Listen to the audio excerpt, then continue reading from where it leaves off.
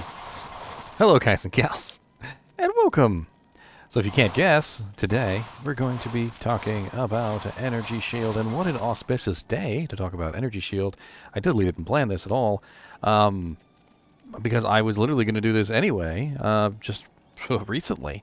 I recently did the telekinesis ability, and telekinesis is the synergy to Energy Shield. Now, we're going to be talking about Energy Shield today, and for this purpose I have a Energy Shield Sorceress, built a massive mana warehouse of just awesomeness. And you might be asking yourself, well, what good is Energy Shield when Mana Burn is around? I mean, Mana Burn is the devil of Energy Shield, and Energy Shield can't live with Mana Burn existing in the game. Well, let me give you a bit of interesting news, shall I? So they actually fixed Mana Burn. So in the patch notes, there is a patch note that literally says, fixed an issue where unique monster packs with mana drain were draining way more mana than was intended. They have fixed it. I recently just put out a video, if you want to check that out, that goes over the fix to Mana Burn and explores it in detail to see how Mana Burn now works. Of course, they didn't take Mana Burn away, so don't assume that Mana Burn is gone. They just fixed it from how it used to be. If you're wondering how it used to be 256 times more effective than it was actually supposed to be. So keep that in mind. Now, it does the correct amount. So it still hurts, it still stings your mana, but it's not anywhere near as devastating as the massive mana draining potential that Mana Burn used to be. Now, for that reason, we're going to be talking about Energy Shield. Now, Energy Shield is a relatively complicated subject because it involves many different variables. One such variable is the Energy Shield itself has a variable in its percentage of consumption. And for that reason, let me go over to a Sorceress that doesn't have maximum Energy Shield so I can show you the difference between the two. So this is my Mana Burn Sorceress that I'm actually testing out these kind of things on. But let's go over to... I think my test Sorceress does not have any. And I just want to give you an idea of what it does without all the extra stuff. Alright, so here we are on a Sorceress that has very minimal points into Energy Shield. In fact, she pretty much just only has plus to skills, and if we swap off her plus to skills, you'll notice that she goes down considerably to only level 1. So at level 1, Energy Shield has a mana consumption per damage point of 194%. What does this mean? This means that if you have Energy Shield by itself with no telekinesis, it actually gives you a 2-to-1 ratio to all incoming damage, which means that if you take 1 physical point of damage, you will take 2 mana points of damage. With 1 point of telekinesis, you get a 6% decrease in that penalty, and it goes down to 194%. Now, as you level up the ability will gain a little bit more in terms of its absorption potential. So, Energy Shield has 2 mechanics, okay? The first mechanic is the ratio in which the damage is absorbed. So if I take 1 point of damage, I am then taking 2 points of physical damage. So I'm going from 1 point of damage to 2. That's a ratio of 2 to 1, right? Or 1 to 2. Now, when you level it up high enough, you can get it down to the point where it will only be 1 to 1. And eventually, you can get it down to the point where it's only 1 to 0.75, which means that if I take 100 points of damage, I would only take 75 damage to my mana pool, which means that you are effectively better off than you are with physical damage, which is pretty darn cool. Now, to get that, though, you have to beef up telekinesis. The other effect that Energy Shield has is the absorption percentage. So, for instance, if I take 100 damage and I only have an absorption percentage right now of 30%, that means that I'm only going to absorb 30 of that damage to my mana. Unfortunately, with my rather poor mana consumed per damage, that 30 is going to turn to 60, and I'm going to take 60 points of mana damage.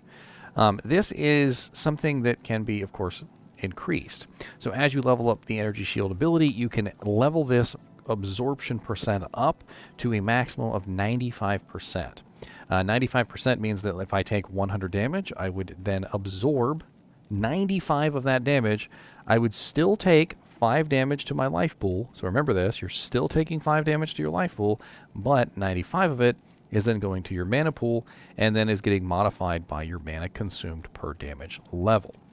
So let's go back over to the Mana Burn Sorceress that has the max level energy shield, and we'll take a look and see what max level energy shield can do. We're also going to talk about a lot of other effects, how you can make your energy shield better, what energy shield's weaknesses are, and you know, how in general you have to build an energy shield sorceress to make things work better. So right off the bat, if you take a look at my energy shield, on this character, you'll notice it's level 42. It has a maximum absorption of 95%, and it is important to note that the absorption caps out at level 40. So anything past level 40 for energy shield is not important. You don't need anything past level 40. You do, however, need hard points in telekinesis. So soft points do not work. It has to be hard points. So you're going to need 20 hard points into telekinesis, and you don't need 20 hard points into energy shield. All you really need is level 40 energy shield, which you can get through plus to skills, special staves, like for instance the memory staff, which is an absolutely excellent rune word. If you've never taken a look at memory, I do have that available in the form of a video on my channel. So let's go over the memory rune word really quickly, but if you want a more deep dive on the memory rune word, feel free to look up that video. I might even put it down in the description for you guys if you want to take a look at it. But the memory rune word is a +3 sorceress skill staff that also comes with +3 energy shield. And what you do is you can find a staff that has +3 energy shield on it, create memory rune word in the staff that has +3 memory shield, energy shield, memory shield, haha. And you get +3, +6, for a total of +9, which means that you can have +9 to energy shield on just a staff, and then you can combine that with, of course, any other plus to skill equipment you have. Like, for instance, maybe you're using a Shaco, that's 10, 11, Spirit, +2 chest, which is 12, 13. Maybe you're using arachnids, that's 14. Maybe you're using soges, that's 15, 16. Maybe you're using charms, that's 17, 18, 19, 20, 21, 22, 23, 24, 25, 26. And you can see how it balloons out relatively quickly, where you might not need 20 points into energy shield to get it capped out. You can actually do this relatively easily on a swap. Like I said, have the staff on a swap, cast, and then swap back. Because once you cast energy shield, it stays up. You don't have to worry about like taking off equipment and losing the plus to skills. Energy shield will remain active for its 1,128 seconds and will stay at the level that you cast it at for that entire time period, which is definitely very, very useful. Especially on characters that might not necessarily want to use plus to skill equipment for that particular ability. Now, one of the things that we have to talk about with Energy Shield is how Energy Shield is processed in the order of operations of damage. And for this, I'm going to have to pull up a graphic on the screen. All right, so up on the screen, I have 3 different formulas, and you're going to have to know all 3 if you want to learn Energy Shield. Let's start with the weakness of Energy Shield, which is poison. That's the one at the bottom. So the poison formula is poison to resistances to poison length reduced by percentage to life. Now, whenever you see life, I want you to assume that is your life orb. So anything that hits your life orb is going to reduce your HP. Okay? So as you can see, Energy Shield does not interact with poison at all. So Energy Shield is going to be bypassed completely by poison. If you're going to build a poison, a Energy Shield Sorceress, you are going to have to build poison resistance and poison length reduced by, especially if you are going to go hardcore into Energy Shield and have relatively low HP. Because obviously, poison is going to have a greater impact on your hit point pool if you have relatively no hit points. Like if you're only running like 400 or 500 hit points and a monster hits you with a poison that does 10,000 poison damage over 10 seconds, it's going to melt your HP like no tomorrow. All right, next is elemental damage. So lightning, fire, cold, and magic. So lightning, fire, cold, and magic is directly to your energy shield percentage. So for instance, if you have, I'm going to say 95% energy shield, 95% of any lightning, fire, or cold or magic damage that comes in is going to be immediately checked by your energy shield. It is going to then go to magic damage reduced by. Magic damage reduced by is going to remove a certain portion of that. So if we were to run this on a calculator, to give you guys an example, let's pull up a calculator and I'll show you what I mean. Bink. All right, so here we have a calculator. Let's run this calculation on a calculator and we'll play around with it, okay? So let's say 1,000 damage comes into your hit point pool, okay? 1,000 lightning damage. You have 95% energy shield, which means it is reduced by 95%. Of course, that 950 damage is then sent to your mana pool, maybe at a reduced rate. So if you're running 75%, that 950 is going to be reduced. So we're going to say 950 minus 75%. Not minus 75%. 950 minus 25%. Which means we're going to get 712.5 damage to our mana pool. So we're going to take 712.5 mana damage. All right. Then the remaining 50 damage from the 1,000 is going to go through its own checks. So if we follow the calculation here, you'll see that it says magic damage reduced by. So magic damage reduced by is the next step in this. So we are going to apply our magic damage reduced. So let me see how much I have currently right now on my character. Let's go to my magic damage reduced by numbers. And it looks like I have 8, which is not really a lot, but it certainly could help a little bit for this. So let's just go ahead and subtract 8. So we've got 42. All right, then we have to apply our resistances. So our resistances need to be applied. And currently I have, how much lightning resistance? I've got 35%. So minus 35%, which is going to end me at 27.3, and that is going to apply directly to my hit point pool. So that is how much damage I am going to take in health to my actual life orb. This is also important because if you are familiar with the ability damage taken goes to mana, damage taken goes to mana requires life to hit your orb. If the mana does not hit your orb, you get nothing. Or if the damage does not hit your orb, you get nothing. So when you are an energy shield sorceress, especially if you build them correctly and you're not taking hardly any damage to your physical, your actual hit point orb, you're going to be taking relatively no extra damage taken goes to mana. You could have 200% damage taken goes to mana, and it would still have relatively no effect on a very well-geared energy shield sorceress, because of course 200% of 20 really isn't a lot. It's what, 40? So 40 extra mana is going to go to your mana pool. That's not really going to help you out very much. Damage taken go to mana does work with energy shield at lower levels. So if you're running a lower level energy shield where, say, it only absorbs maybe 50% or 40%, the rest of that is, of course, going to be going to your HP, and then that will then convert back into mana and will heal you nicely. But if you're running a 95% ES Sorc, damage taken goes to mana actually has relatively no effect for you. Let's take the last calculation, which is physical attack. So the physical attack is, of course, going to come in. It's going to first check against your armor versus your attack rate, their attack rating. So their attack rating versus your armor. So this is why having things like shiver armor or frozen armor are definitely valuable, because frozen armor will freeze a target. I actually prefer frozen armor myself, and that will help you block an attack before it ever hits you. Then your block chance is going to come into effect. So my block chance right now is 55%. So I have a 55% chance to block an attack. So I've already got a defense, which is going to make it so that the monster is only going to hit me 33% of the time. I also have the block chance, which is going to remove physical damage 55% of what's left of the defense that the defense does not take care of. And then on top of that, I also have the energy shield. So the energy shield is going to come into effect after the block chance. So if I do not block and if my armor does not intercept the attack and negate it completely, the energy shield will come into effect. So very similar to the way that it works with the lightning, fire, cold, and magic. The physical damage is going to come in, it's going to hit me, and I'm going to remove the percentage that energy shield has.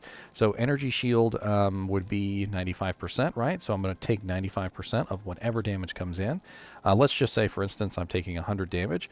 95% of 100 means that I'm only going to be taking 5 damage to my actual life pool. But once it passes energy shield, it has to then hit my physical damage reduction, flat number.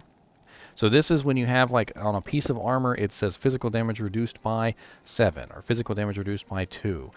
It's going to have to pass those particular numbers.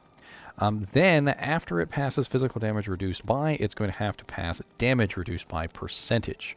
So damage reduced by percentage is things like Harlequin Crest Shako, which has damage reduced by 10%. After it passes the DR, then it gets applied to your life. And there's actually something missing from here.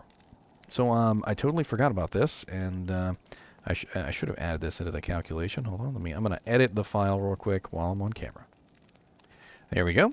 So you can see in the magical column I added something. What did I add? Well, I added Cyclone Armor. Cyclone Armor actually procs before Energy Shield. I don't know why it is before Energy Shield, but it does. Also, Bone Armor, if you happen to have Bone Armor also procs before Energy Shield, if I remember correctly. Bone Armor is the Necromancer ability. These abilities are interesting because obviously they can intercept the damage before it has a chance to hit you. So keep that in mind. And I can see my calculation has gone off the screen. So knowing these calculations, you can effectively negate damage. So how do you make the Immortal Sorceress, right? I don't know if you've probably ever heard of the Immortal Sorceress. How you make the Immortal Sorceress is you have enough physical damage reduction and magical damage reduction that you can effectively negate the remainder of the damage coming in. So if we are reducing all damage by 95% and sending that to our mana pool, and there is 5% damage left, that means we're still taking damage, right?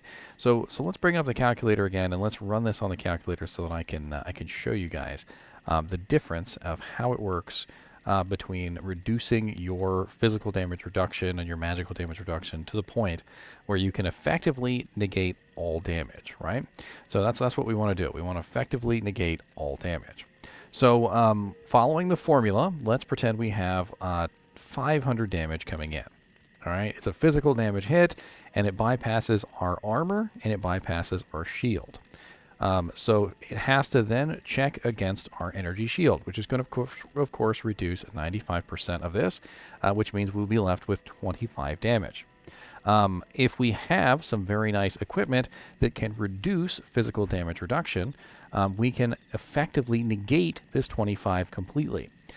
Because physical damage reduction is a flat reduction off of the damage. And I'm trying desperately to find anything that has physical damage reduced by, and it looks like I've got nothing laying around. Almost as if I should have done a little bit of prep. But here we go. We have the Soul Rune has a damage reduced by 7. Let's pretend we had 3 Soul Runes in a helmet, right? So we're just messing around, and we put 3 Soul Runes in a helmet. That's 7, which is 14, 15, 16, 17, 18, 19, 20, 21. That's 21 physical damage reduction, right? So we're going to subtract 21 from 25, which is going to get us a total physical damage of 4. Then our physical damage reduction percentage is also going to apply for this. So we have a damage reduced by 10% on our Harlequin Crest Shako, and I believe we also have on Chains of Honor another 8%. So let's go ahead and put that on. And when we look at our physical damage reduction, you'll see we have a currently 18%, which means we have to subtract 18% from 4, which means we're left with 3.28, which is probably going to roll down to 3, which means that we will have a damage that will hit our orb of 3, effectively. So to completely negate that, how much would we have needed? We would have needed a little bit more physical damage reduction, right? We would have needed 25 physical damage reduction, not 21. And this is where some very interesting unique items come into play, like, for instance, Gladiator's Bane. If you've never seen Gladiator's Bane is a very powerful, unique item which can be utilized specifically for the purposes of negating damage. Let me see if I can pull up Gladiator's Bane real quick and show you guys a picture. All right, so this is actually the thumbnail, literally, from my video on Gladiator's Bane. Now, Gladiator's Bane does have a lot of variables, and unfortunately, sometimes you don't always find it in this particular perfect setup. But as you can see, it has damage reduced by 20, magic damage reduced by 20, and attacker takes damage of 20, cannot be frozen, and other nice effects which can be useful to a energy shield sorceress. If you stack this with other such items, like, for instance, I can't remember. It's Gurk's. I think it's Gurk's Sanctuary.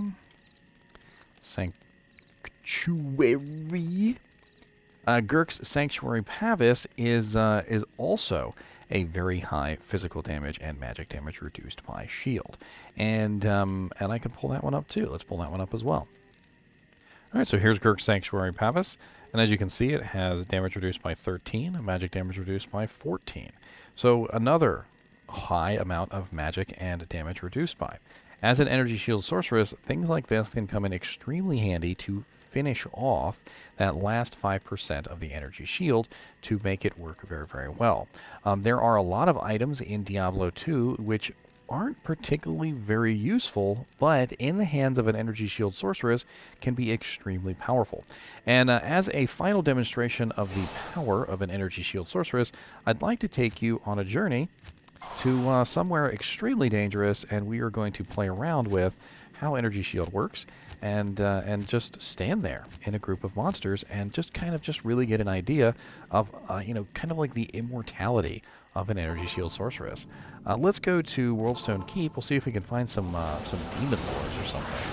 Actually, here we go. Here's a nice little group of monsters. As you can see, I'm getting hit by mana drain black souls. I'm getting hit by greater hell spawns. I'm getting hit by poison attacks. The only damage that is making it through to my HP, by the way, right now, is the poison. See my mana over here at 14,209? I am taking damage to my mana, but I am also regenerating my mana. And this is kind of very important because if you are an energy shield sorceress, you're probably going to want to have a really high amount of regeneration. Energy shield obviously takes damage from your mana instead of your HP pool. And this means that effectively you can regenerate your own HP really effectively using abilities like warmth, meditation, items that provide regeneration, like, for instance, mage fists and other such interesting equipment. And notice how I'm not really in any danger here, and I can always teleport out at any time and let my mana regenerate. The higher your mana pool is, the faster your mana regenerates. Look at how quickly my mana is regenerating with 17,000 mana. It's absolutely nuts, right? Like, my entire mana pool basically filled up in about, what, 10 seconds, 12 seconds, or something like that? And that was thousands upon thousands of mana. Now, how could you achieve this? Well, there's a lot of different items in the game that have maximum mana effects on them. Like, for instance, Silkweave has increased maximum mana 10%. That's a pretty huge bump off my mana. We also have the Stone of Jordan rings, which also have 25% increased mana. As you can see, when I take off one of those, I lose nearly 2,500 mana for one ring. If I take off both, I go down to 12,000. If I take off the Frostburn gauntlets, which increase by 40%, I lose another huge portion. And I could literally lose really large swaths of my mana super duper fast just by taking off the appropriate pieces of equipment. As you can see, all of this equipment right here on the ground was giving me a massive amount of mana to my pool, and just extremely high amounts of percentages based on what I've got. And this also has to do with how fast my mana regenerates. So if you are unaware of this, your mana regenerates faster when you have more. And since this is a energy shield video, I feel like it would be completely amiss if I didn't go over at least how mana regeneration works in Diablo 2. We're going to pull up a website real quick. This is on the Diablo 2 wiki, and there is a chart here which goes over the mana regeneration. So I can really kind of dramatically show you the difference between low mana, high mana regeneration, and high mana regeneration. All right, so here we are on the Diablo wiki, and one of the things that you can see right away is this beautiful graphic right here, which has the regeneration bonus and your maximum mana. Okay, so it's two different columns. Each column is, of course, showing you, oh, I have 1,600 mana, right? Well, my mana regeneration with 0% mana regen is 13.3 per second. If I have 350% mana regeneration, but I only have 35 mana, my mana regeneration is 1.3 per second. Notice how that mana regeneration on its own is effectively useless. It doesn't do anything. A lot of people will play a sorceress or play a Amazon or play a barbarian or play a paladin, and they'll have like 200 mana to their name, and they'll have like maximum warmth and a meditation merc, and they'll be rocking like 700% regeneration, and as you can clearly see, 350% regeneration with only 200 mana is the equivalent of 7.4 per second. It's practically nothing. I mean, you have spells in your arsenal that cost 2 or 3 times that. 7.4 per second is not going to be enough to do anything with. However, you notice that just simply having 1,600 mana and 0 mana regeneration gives you double the 7.4, literally almost double. Double of 7.4 would be what, 14.8? So it's literally almost double just having a big mana pool with no mana regeneration whatsoever. And adding in even the tiniest bit of mana regeneration, just 50% mana regeneration with 1,600 mana literally gets you 19.9 per second. It's nuts. So when you think about your energy shield sorceress, when you think about any sorceress that has mana issues, or any character that has mana issues, remember that energy, your mana, your actual max mana, has more to do with your mana regeneration than anything else. You need a healthy balance. Obviously, I don't want 1,600 mana and no mana regeneration. What I would really like is something like 1,000 mana with 350% regeneration, and then I would have 37.3 mana being regenerated every second. In the case of my character that's on the screen right now, of course, she is a dramatic example. She, of course, has absolutely maximum warmth at 426% regeneration, and she has 17,222 mana. So she is able to regenerate her mana super duper duper fast. I mean, I don't think I can even cast quickly enough to remove her mana.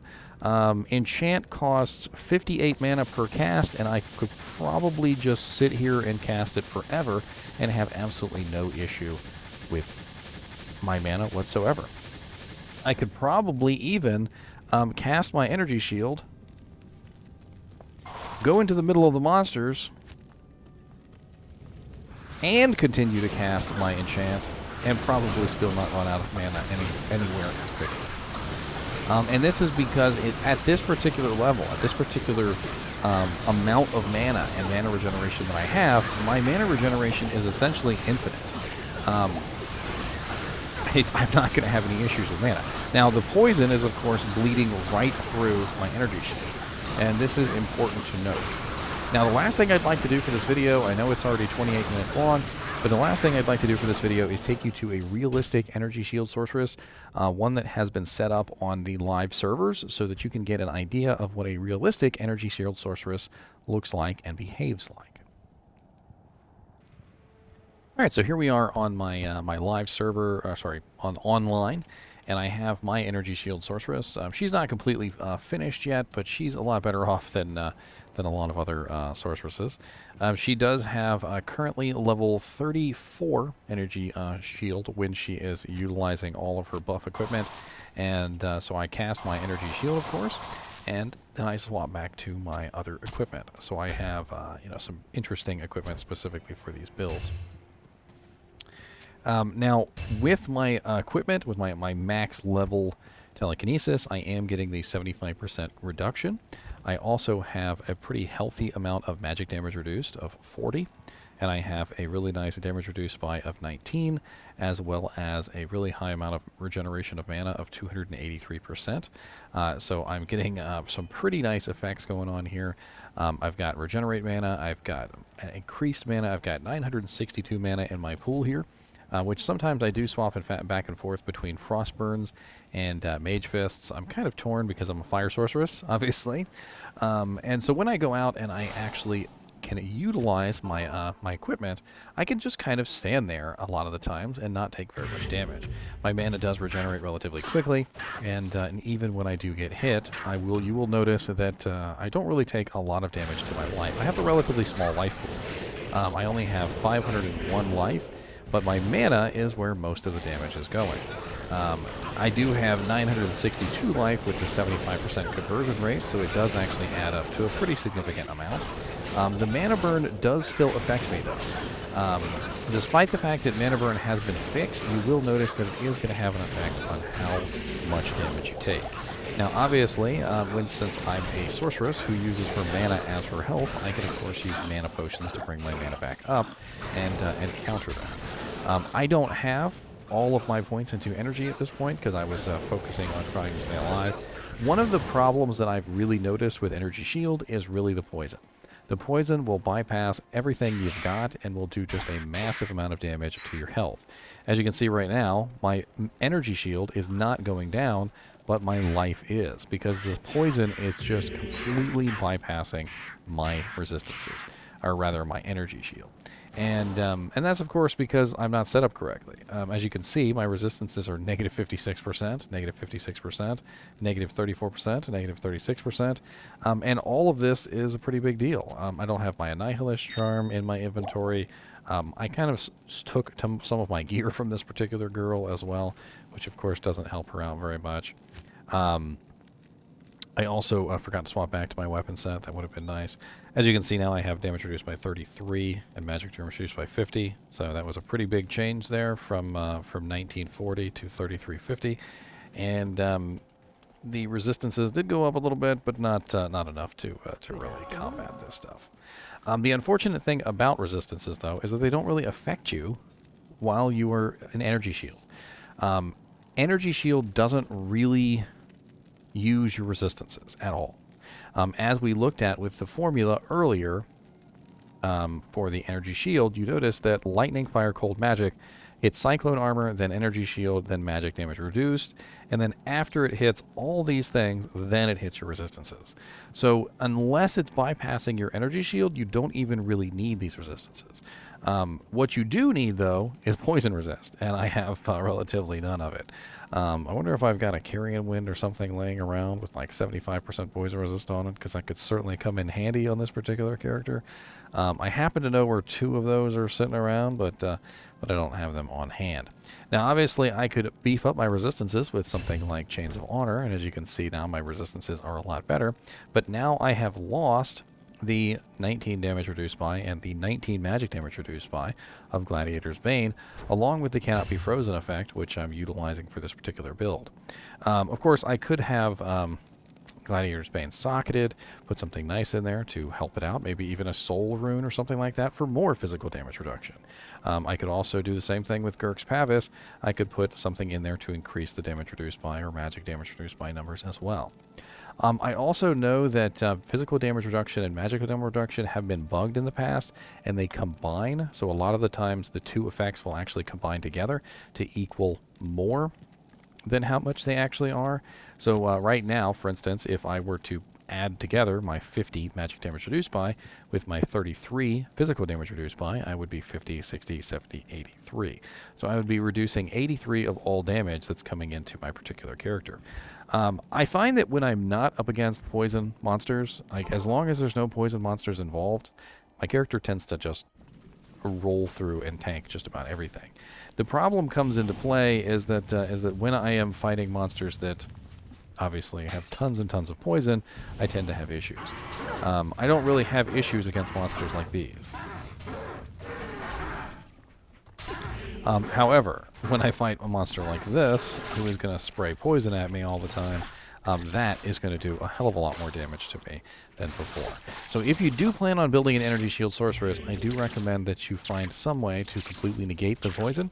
I would recommend as much poison resistance as you can, and also poison damage length reduction to reduce the length of the poison.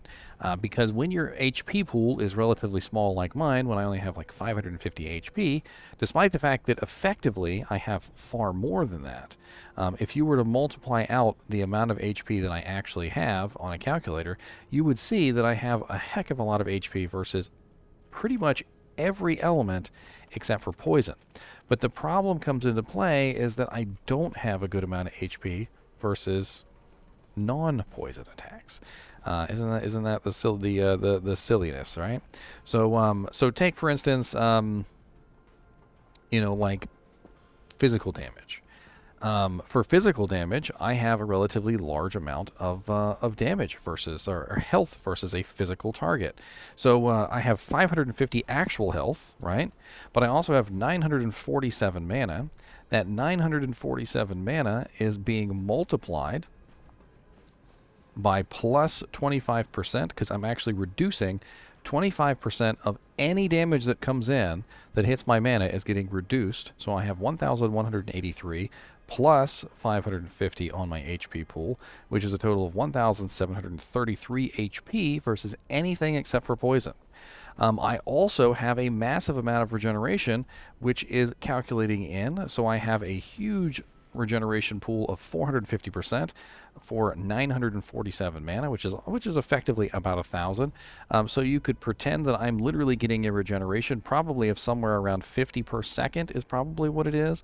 In fact, we can probably test this real quick. So let me go ahead and pick an ability that I can cast extremely quickly, something that has a lot of mana cost.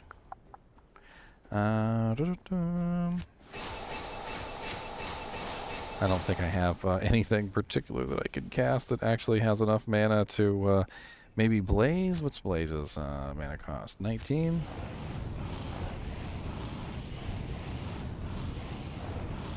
I mean, as you can see, I'm having trouble reducing my mana even by spam casting something like Blaze. It's very, very difficult for me to reduce my mana down to 0.